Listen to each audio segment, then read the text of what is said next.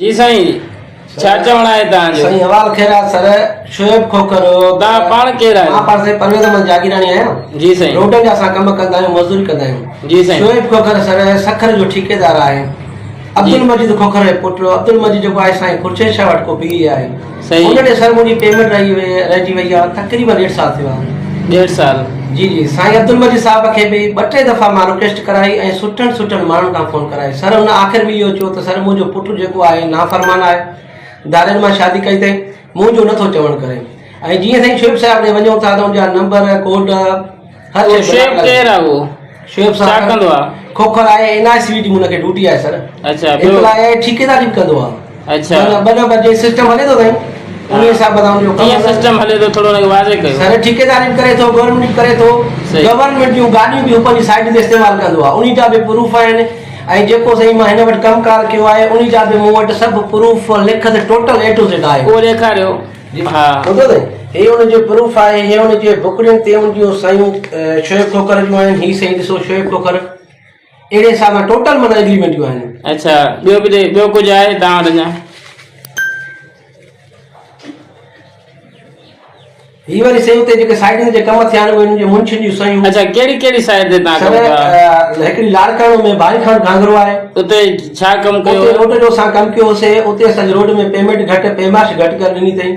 ऐं उन खां पोइ वरी उन खां वॾा बोसण सलमान सर लाड़काणो साइड में सही। उते असां कमु करे आयासीं तक़रीबन 3 फरलांग। उते वरी बकाया ते मसइलो आहे, साइडनि ते तव्हां कमु बंदि करे। अच्छा। उन खां पोइ सर खैरपुर मिरस में डामरो सरबो आहे साईं। जी साईं। डामरे में असां हुनजो उते कमु कयोसीं। उन खां पोइ हिनजी साइडनि जा शिफ्टियूं मटीरियल मक़सदु टोटल मां कराया।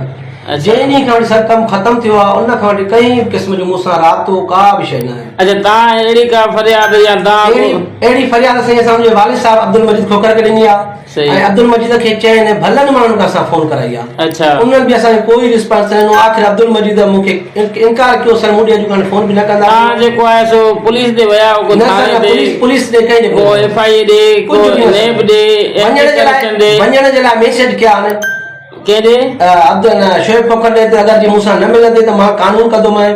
सही। या मीडिया कंदोमांइ। इहे बि मूं वटि मैसेज पिया प्रूफ। अच्छा, हींअर तव्हां जेकॾहिं तव्हांजो इहो मसइलो हल न थिए त तव्हां ॿियो आला अख़्तियारनि खां असां कोर्ट वेंदासीं, केस कंदासीं। सही। नेब खां असां इहा घुर कंदासीं। हिकिड़ो गवर्नमेंट मुलाज़िम थी करे असांजो हक़ थो खाए, असांखे इहो ई असांखे महिरबानी करे हुन सां हिसाब किताब करे असांखे पंहिंजो जेको तव्हांखे इहो बि घुरिजंदो आहे तव्हां पहिरियों जेको आहे सो इदारनि सां राब्तो कयो, कानून लागू कंदड़ इदारनि सां।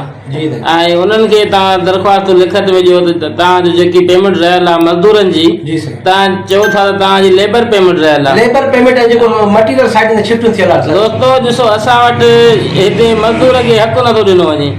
हीअ असांजो इस्लामी जमहूरिया पाकिस्तान आहे ऐं सरकार जी हदीस आहे त पघर सुकण खां अॻु में मज़दूर खे मज़दूरी ॾिनी वञे।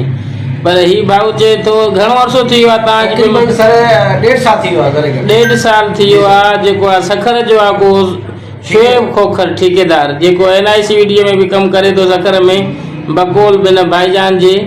ऐं इन भाईजान जा उहे पैसा रोके वेठो आहे मज़दूरनि जी मज़दूरी 1.5 साल खां। असां तव्हां सभिनी दोस्तनि खे इहो अर्ज़ु कंदासीं त मज़दूरनि जे हक़ में हिन वीडियो खे वधि खां वधि वायरल कयो त जीअं हिन अदे सां हक़ थी सघे ऐं मज़दूरनि खे पंहिंजी मज़दूरी मिली सघे।